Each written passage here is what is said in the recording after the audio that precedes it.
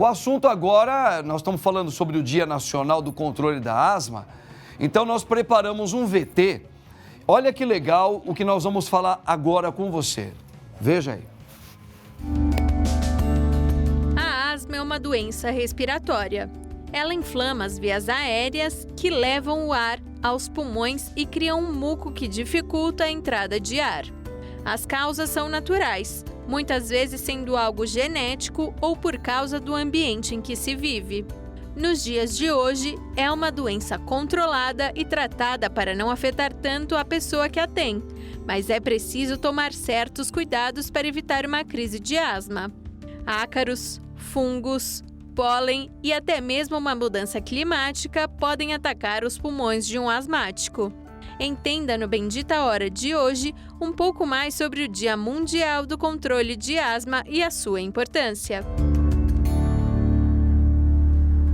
Aí, minha gente, tá vendo? Um assunto hoje muito importante para tratar da saúde da nossa população brasileira, para você.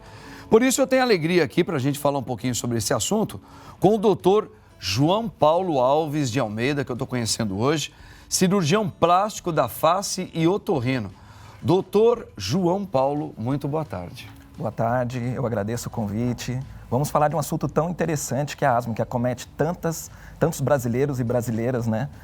Com um acometimento econômico também, porque Sim. Esses brasileiros, quando se acometem da asma e não faz o tratamento adequado, poxa, deixam de trabalhar. Imagina você, acima de 18 anos, 20 milhões de brasileiros apresentam asma. Imagina se essa população não está apta para o trabalho. Que impacto econômico que isso pode oferecer? Pode oferecer para todos nós, né?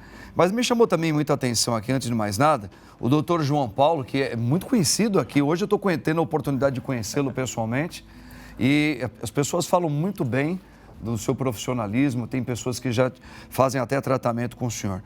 Mas eu queria chamar a atenção aqui para o Wilson Barba.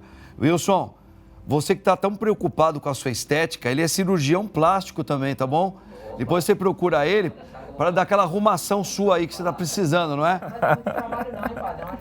É um ajustinho outro? Então, mas já fica sabendo que ele é o homem aqui, tá? Bom, doutor, assim, eu acho que é legal nós vamos hoje ampliar um pouco a nossa conversa, tem a participação dos nossos telespectadores, se vocês também podem participar agora, podem enviar uma pergunta aqui para o doutor João, tá ok? E aqui a gente vai ser super legal, bem dinâmico. Estamos em casa, doutor, estamos preparando um cafezinho aqui, daqui a pouquinho. Opa. O senhor toma café? Tomo. Tomo. Faz mal para quem tem problema de asma? Não, geralmente a cafeína não atrapalha. Lógico, tem algumas substâncias que atrapalham. Por exemplo, atrapalhar. Tem. As mais frequentes são, como estava colocando ali na vinheta antes de entrar, ácaros, pólen, né? Algumas medicações, aquelas medicações para pressão alta, muitas vezes que as pessoas acham que é inofensiva, pode disparar episódios de asma.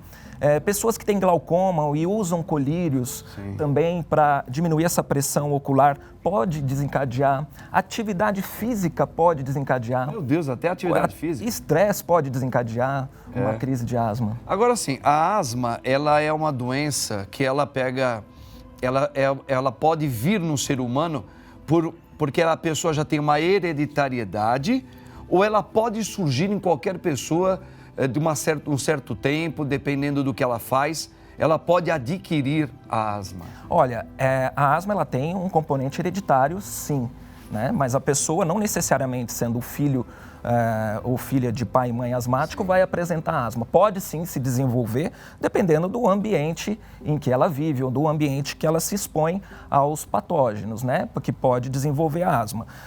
Mas ela tem sim um componente hereditário bastante importante. Então, até um dos fatores que a gente utiliza para fazer um diagnóstico de asma é perguntar se o pai ou a mãe tem asma, tem rinite, que são doenças com fundo também alérgico. 80% normalmente os pais dizem, a pessoa, o paciente diz que tem. Normalmente pais ou avós. Geralmente sim, é mais frequente. Geralmente mais frequente, sim, bem mais frequente. Sim.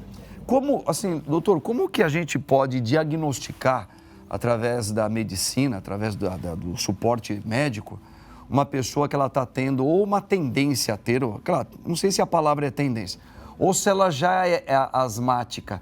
Quais são os sinais? Onde as pessoas podem perceber que ela está tendo problema já com a asma? Aí? Olha, até os 5 anos, o diagnóstico é eminentemente clínico. Né? A criança não tem condições de fazer o exame da espirometria muitas vezes. Sim. Então, o diagnóstico é clínico. O que se apresenta? Falta de ar, o famoso chiado, tosse. Sabe aquela criança que está respirando e está chiando o peito? Sim. Tosse. E também aquela dor retroesternal, aquela dor no peito quando está respirando. São fatores, são sintomas que nós identificamos como precursor da asma, que pode ser diagnosticado como um paciente asmático. Eu percebi que nesse tempo que nós estamos ainda na pandemia, mas nesse período que estava mais crônica a doença, se chamou muito a atenção para as pessoas que tinham problema com asma, porque ela ataca principalmente a parte pulmonar. Sim, não é? A asma, quando você tem uma crise asmática, os brônquios fecham e você não consegue respirar. E por incrível que pareça, a expiração é mais difícil que a inspiração na asma. Quando você expira, é mais difícil do que inspirar. E esses pacientes com acometimento pulmonar, quando se contamina pelo Covid ou por qualquer outro vírus, o Covid, que agora nós estamos atravessando a pandemia, né? Ela tem um curso da doença muito mais grave. Né? E não só a asma, mas também o diabetes e outras, pressão alta, outras comorbidades que afetam todo o organismo do ser humano, né? Interessante. Eu acho que assim, eu queria depois, só para a gente já ilustrar bem, a pessoa que ela foi diagnosticada com a asma, assim, o senhor ainda vai recortar mais esse assunto. Ela tem cura ou ela é tratável? Não, a asma não tem cura, mas ela é tratável e controlada. Então, às vezes, as pessoas ficam muito... tem falta de ar, dor no peito, sim, e usam aquelas bombinhas aleatoriamente e deixam de procurar um médico especialista para fazer o diagnóstico correto e o tratamento correto.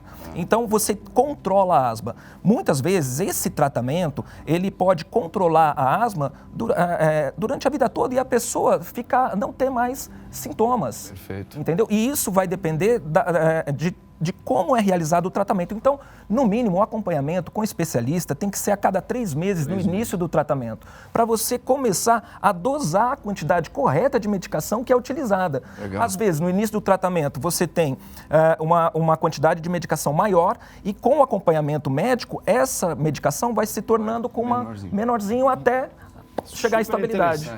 Agora nós vamos ver um vídeo, o doutor João, um vídeo que vai saber se há ou não medicamentos na bombinha de asmáticos. Vamos dar uma olhadinha. Como saber se na bombinha que você está usando contém ainda medicação?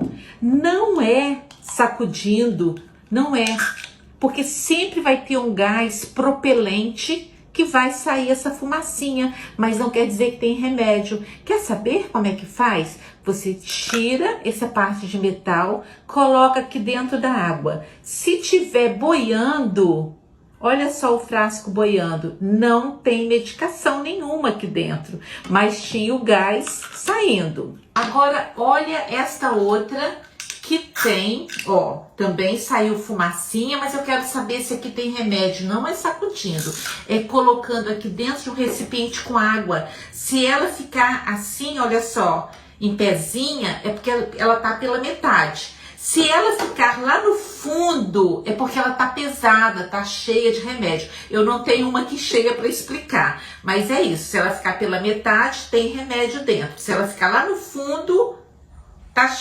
cheia, mas se ela boiar, como essa daqui, está vazia, entendeu?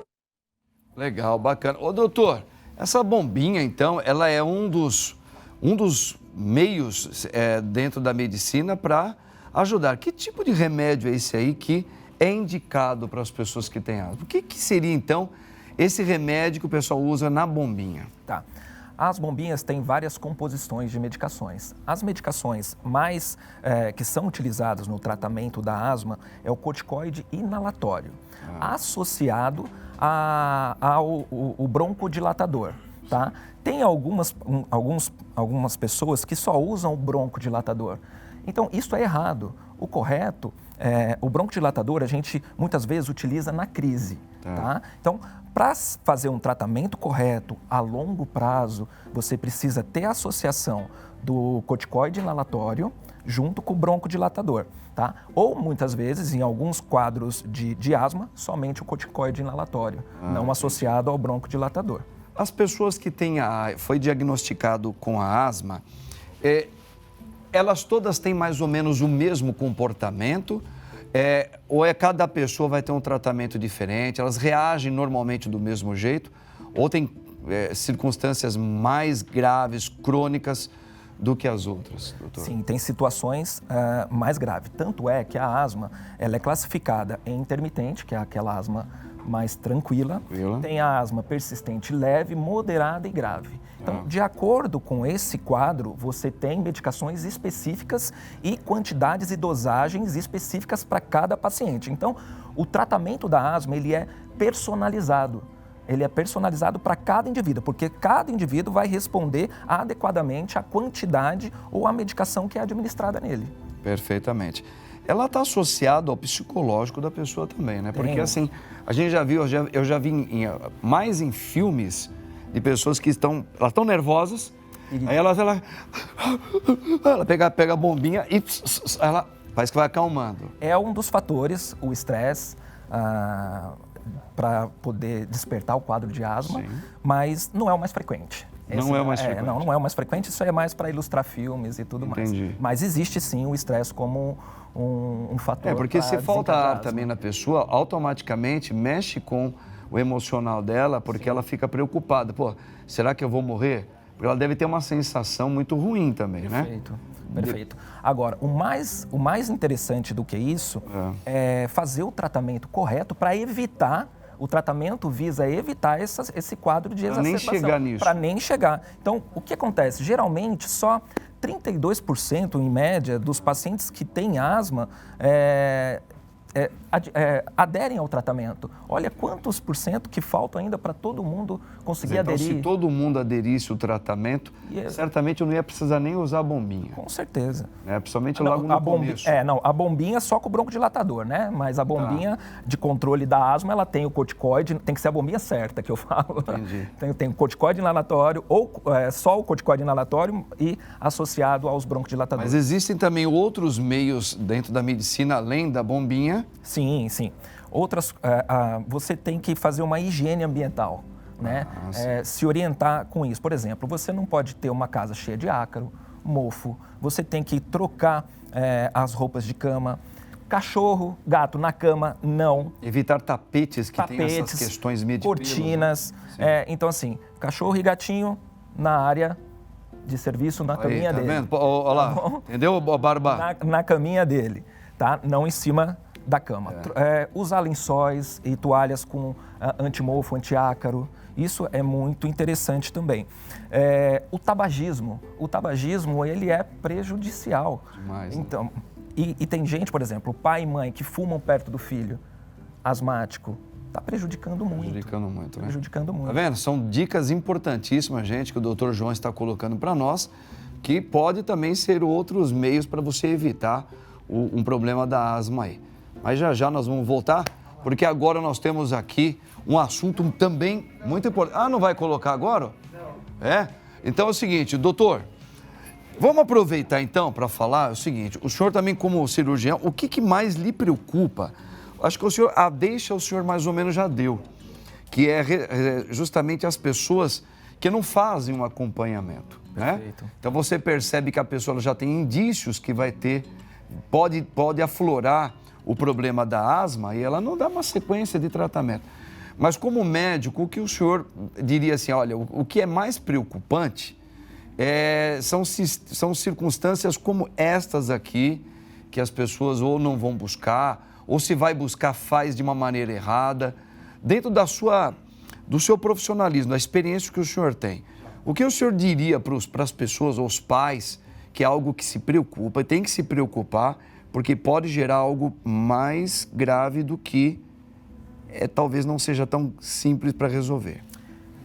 vou puxar a sardinha para a minha especialidade. Tá. Como otorrinolaringologista, um quadro muito associado à asma é a rinite, que às vezes as pessoas não dão muita importância, mas a rinite ela é muito associado à asma, porque também ela é um fator alérgico. Então, muitas vezes o paciente apresenta rinite alérgica e também associado à asma. Existe uma síndrome que chama síndrome de Vidal, que ela tem a pessoa toma aspirina, ela apresenta uma exacerbação da obstrução respiratória com asma associado à rinocinusite crônica. Tá? Então, isso é uma síndrome associada. Outra coisa, a paciente que apresenta uma obstrução respiratória, uma criança que tem uma hipertrofia adenoidiana da carne esponjosa, um desvio de septo, uma hipertrofia dos cornetos nasais e não respira bem, essa paciente vai ter uma exacerbação de uma crise de asma muito mais forte. Então, tem que se atentar a isso e não deixar você ver, por exemplo, poxa, você vê sua criança, seu filho lá respirando com a boca aberta, com dificuldade para respirar, nariz escorrendo, tossindo, acordando à noite, roncando. Você tem que acender a lampadazinha da atenção e procurar... Não é só fazer a inalação. Não. Inaladora, essas coisas. Não é só fazer a inalação, não. Você tem que inalação, né? Inalação. Você tem que se atentar a esses sintomas e procurar um especialista para fazer o tratamento adequado. Perfeito. O nosso diretor vai ter uma perguntinha aí para ele, que é também a... Doutor, boa tarde. Boa tarde. Seguinte, esse uso na bombinha que tem o corticoide não pode prejudicar a longo prazo? Ou o próprio corticoide prejudicar, às vezes, outras coisas da pessoa? Sim, o uso crônico do corticoide pode prejudicar, por exemplo, você usando o corticoide a longo prazo, que ele é um aspirador, você usa nele naquela bombinha inalatória e tem um espaçador, aquele espaçador ajuda muito a evitar os problemas tópicos do próprio corticoide, mas você pode ter irritação na mucosa oral, você pode ter alteração no crescimento, alteração na composição óssea, tornando os ossos mais fracos, mas isso, quando você usa medicações com dosagem incorreta, tá? Sem um acompanhamento médico. Tá? Então, isso pode acontecer. Alguns corticoides com uso crônico pode dar fungo na garganta também, isso pode se alterar, mas a gente orienta uma limpeza adequada pós o uso da medicação. Então, hoje é tudo muito seguro, mas pode apresentar alguns sintomas, como eu tinha te falado agora. A pessoa que ronca demais, por exemplo, o Wilson, me falaram aí que ele tem um problema seríssimo aqui para roncar de noite, nosso cameraman. Mas assim, o senhor também como trabalha com essa parte toda, aí não necessariamente isso pode atrapalhar ou ocasionar, a não ser que a pessoa já tenha uma possibilidade de ter asma, né? Sim, a pessoa já tem que ter a asma. Para que essa parte... Porque a parte já não respira bem. Ele e fica aí, roncando. Mas aí ela precisa de um gatilho para despertar a asma, que pode ser o gatilho alérgico, medicamentoso, ambiental, como o frio. Às vezes a pessoa faz atividade física no frio, ela pode ter a asma, né? Pode despertar o quadro de asma. No caso do ronco, se você, na verdade, ele é um fator a mais, que o ronco pode estar até associado a outra comorbidade que tem relação com a apneia, né? Então, isso aí é outra doença associada também. Mas o fator importante é a parte de obstrução. O ronco, ele mostra que você tem uma obstrução. Entendi. Ou você está com uma obstrução nasal, ou uma obstrução oral, ou também, o fator mais importante, está acima do peso. E as pessoas que estão acima do peso também vão ter uma gravidade maior nos quadros de asma agudizada. Olha aí, gente, tá vendo Então, quantos ensinamentos com o doutor João, que ele é... Olha aqui, gente, vamos lá. Doutor João Paulo Alves, que ele é cirurgião plástico da face e otorrino. Então tá aí, doutor João colocando a experiência dele para nós a respeito desse problema que, infelizmente, é tão comum da gente encontrar com a asma aí.